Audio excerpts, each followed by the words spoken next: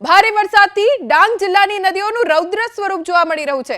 પૂર્ણા, અંબિકા, ખાપરી અને ગીરા નદી તોફાની બની। અંબિકા નદીના પાણીથી ગીરા ધોધ સોળે કળાએ ખીલ્યો। ગીરા ધોધ ખાતે ઉમટ્યા મોટી સંખ્યામાં પ્રવાસીઓ। પ્રશાસન તરફથી પ્રવાસીઓને સતર્ક રહેવા માટે કહેવાયું છે, કેમ કે અંબિકા નદીના પાણી સતત વધી રહ્યા છે। પૂર્ણા, અંબિકા અને ખાપરી તેમજ ગીરા નદી તોફાની બની છે અને નદીના જળસ્તર વધતા મુશ્કેલી પણ વધી શકે છે। અંબિકા નદીના પાણીથી ગીરા ધોધનું સૌંદર્ય સોળે કળાએ ખીલી ઉઠ્યું છે અને એ સૌંદર્યને નિહાળવા માટે દૂર દૂરથી લોકો પહોંચ્યા છે ગીરા ધોધને જોવા માટે।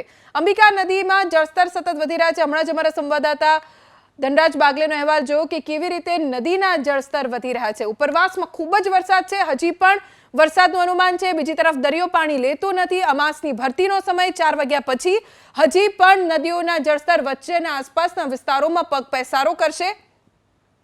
પ્રશાસન દક્ષિણ ગુજરાતનું એલર્ટ મોડ પર આવી ગયું છે। જ્યાં પણ જરૂર પડશે મદદ પહોંચાડવામાં આવશે। રેસ્ક્યુની કામગીરી પણ શરૂ થઈ ગઈ છે।